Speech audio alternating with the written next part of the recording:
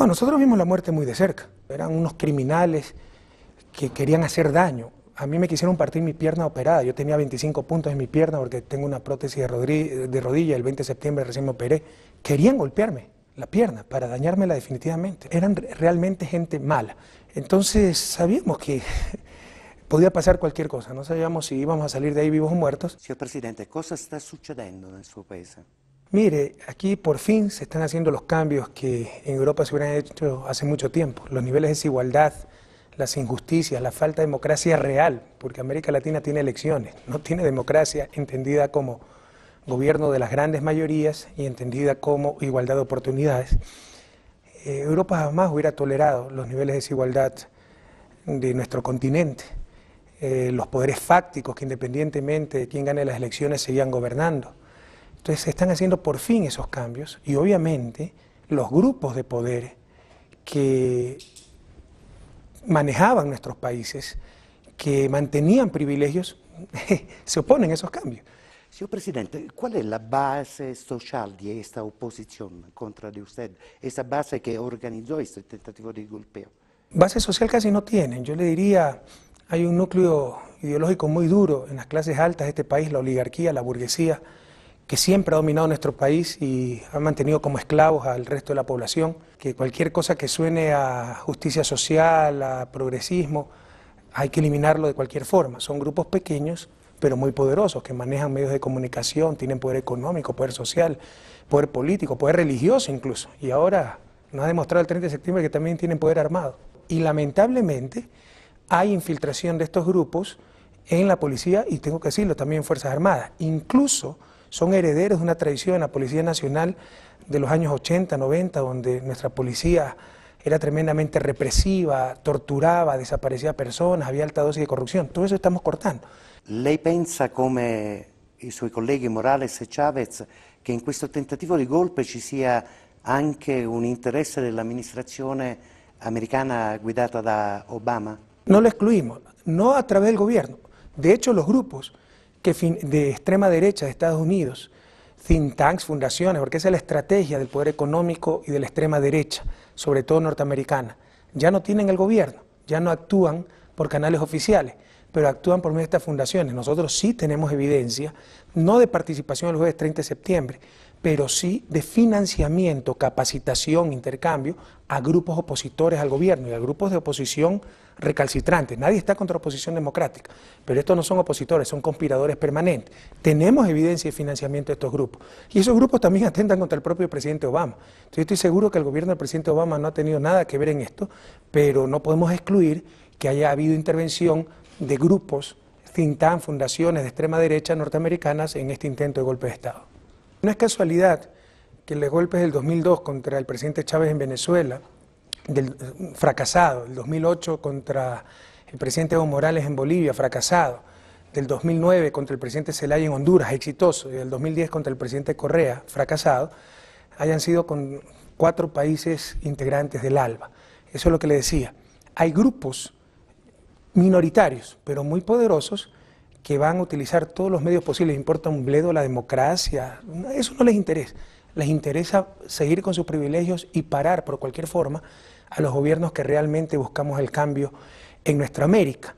Lo so che la metto in imbarazzo, ma il presidente Obama l'ha chiamata? Sí, me llamó muy cortésmente, muy preocupado, incluso muy humilde. Yo en lo personal lo conocí al presidente Obama en Trinidad y Tobago y lo aprecio, creo que es una buena persona, muy sencilla. Y incluso me dijo, tenga la seguridad que nuestro gobierno no ha tenido nada que ver en esto, porque algunos medios para crear escándalo, etcétera, habían dicho aquello y habían puesto en nuestra boca, que nosotros decíamos eso. Y le dije, por favor, presidente, estamos seguros de aquello, ¿no? Lo que no podemos excluir es que otros grupos de poder fuera del gobierno de los Estados Unidos han apoyado este intento de desestabilización. Che interessi sono in gioco nel suo paese? Quali sono le principali ricchezze a cui l'opposizione, ma anche, come racconta lei, alcuni circoli internazionali sono interessati? Para que vea las contradicciones en nuestro país, que le insisto, yo he vivido en Europa, conozco pues, el sentido de justicia de Europa, sería inaceptable en Europa estos niveles de desigualdad, esta injusticia. Antes de nuestro gobierno, las transnacionales petroleras, de cada 100 barriles que extraían de petróleo, que de acuerdo a la constitución de los ecuatorianos, nos dejaban 18 y se llevaban 82. No toda la utilidad, costo de producción, pero quedaban 18 para el dueño del petróleo. esa relación ha cambiado con nuestro gobierno. Estamos renegociando muy duros contratos petroleros, pero ya ha cambiado muchísimo esa relación tan injusta. Entonces, era el saqueo, la depredación de nuestros recursos naturales.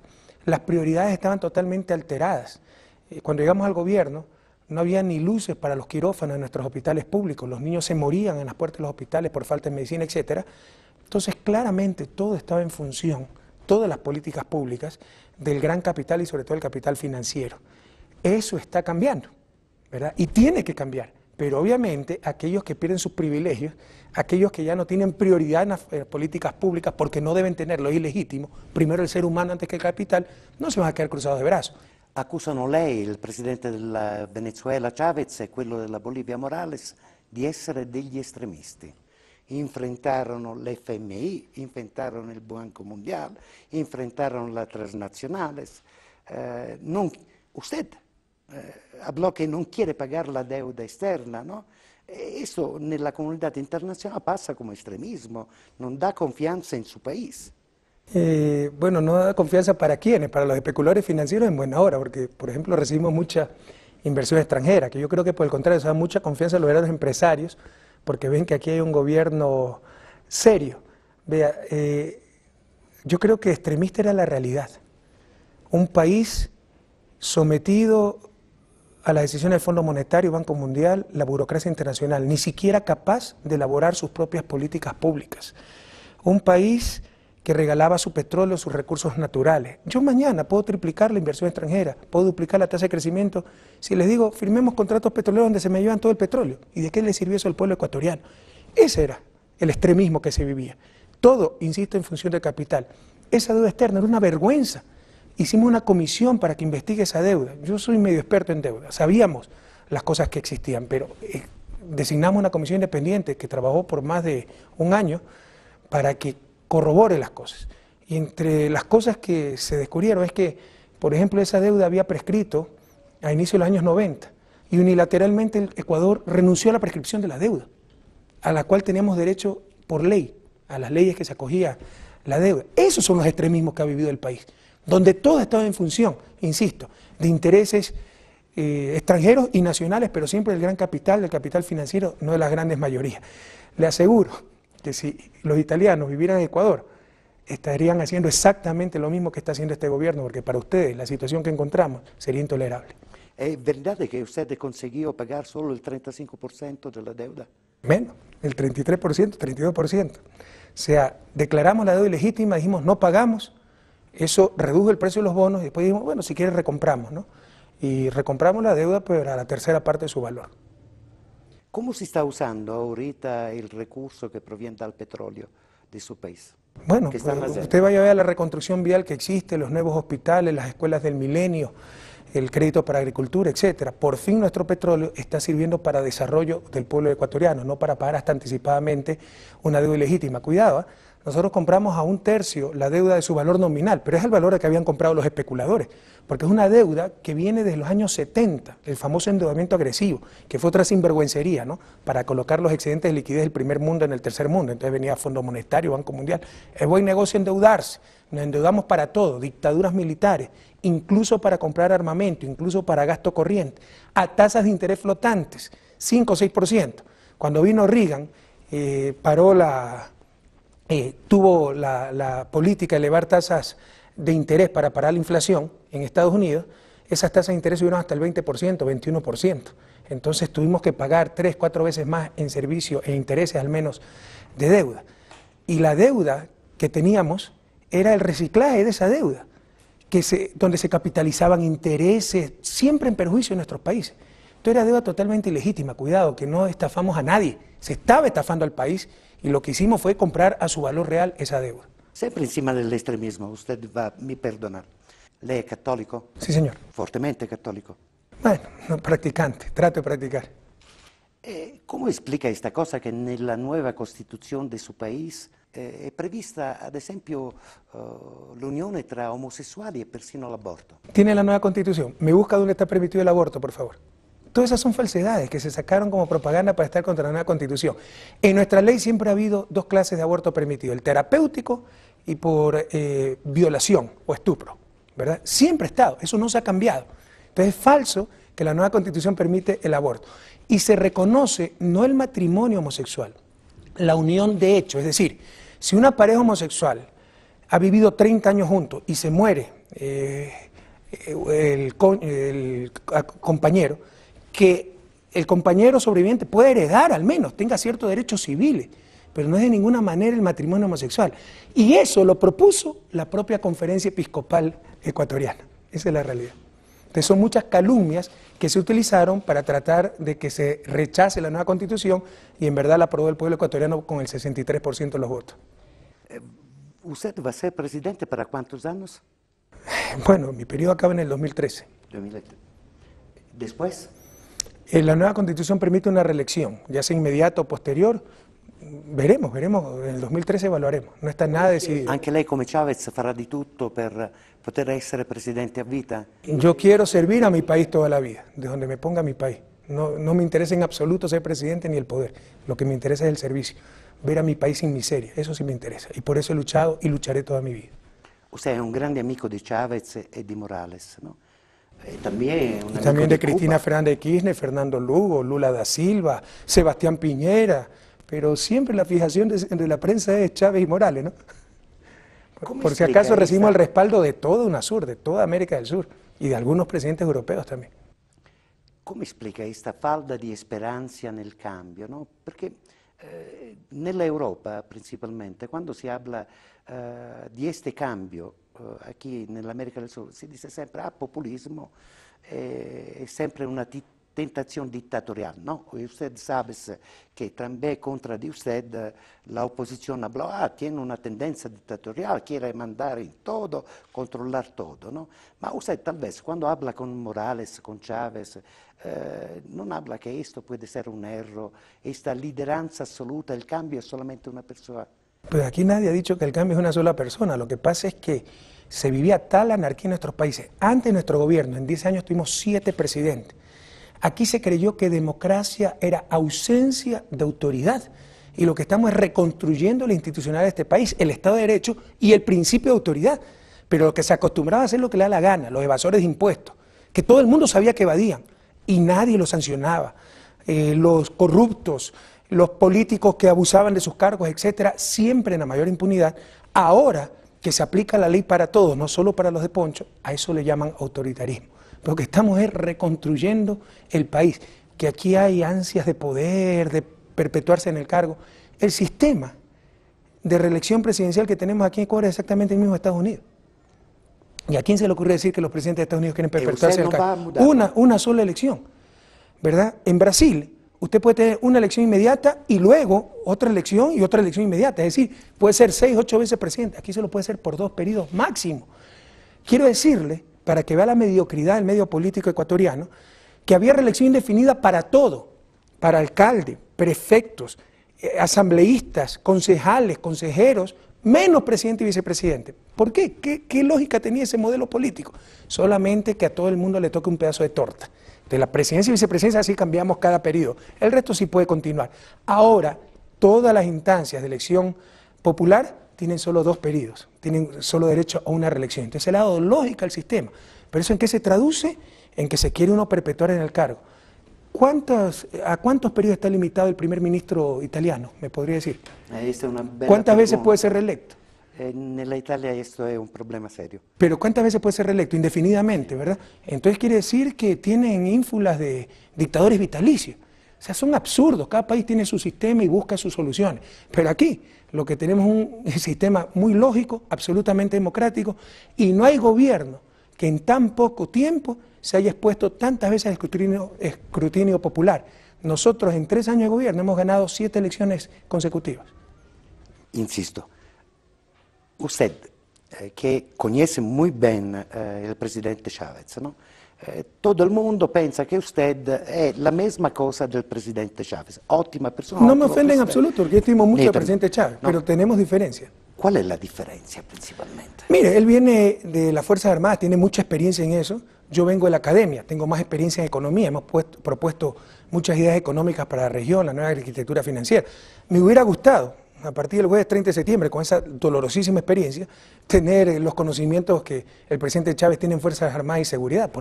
Esto nos pasó por novatos, no tenemos cuadros en seguridad, formados en seguridad, en inteligencia, etcétera, y mire lo que nos pasó. Entonces, hay muchas otras diferencias, ¿verdad? Ecuador no es lo mismo que Venezuela, cada país debe dar respuestas a sus propias realidades. En todo caso, hay muchos principios que nos unen. Los dos compartimos las ideas y el principio del socialismo del siglo XXI o de buen vivir, pero usted no puede comparar. Lo que trata de hacer la prensa es dividirnos entre buenos izquierdistas y malos izquierdistas. O sea, usted no puede comparar, cuando Michelle Bachelet estaba en Chile, un socialismo chileno, un discurso para un chileno de Santiago, a un discurso para un venezolano que vive en el Caribe. Me explico, son realidades totalmente distintas, son culturas distintas, son lenguajes distintos. Pero sí hay principios comunes a todos los movimientos progresistas de América del Sur. Usted, a diferencia también de Chávez y de Morales, no solo habló ahorita que yo soy presidente, que este movimiento llevó un cambio, los recursos naturales son del pueblo de Ecuador, ma habló de una cosa también muy interesante, ¿no? Tenemos el petróleo en la Amazonia, más importante para todo el mundo, ¿no? Por la su biodiversidad, no lo vamos a sacar, ¿no? ¿Puede explicar esta cosa? Es la propuesta más concreta que se ha presentado para combatir el cambio climático. Hemos dicho, dejamos en tierra las mayores reservas petroleras certificadas que tiene el Ecuador, que se hallan en una zona de alta biodiversidad y que implicaría lanzar al ambiente cerca de 400 toneladas métricas de CO2 y que tienen un valor actual neto de 6.000 millones de dólares que los necesita el pueblo ecuatoriano. Estamos dispuestos a dejarlo bajo tierra, pero estamos contribuyendo a un bien público global y todos deben corresponsabilizarse por eso.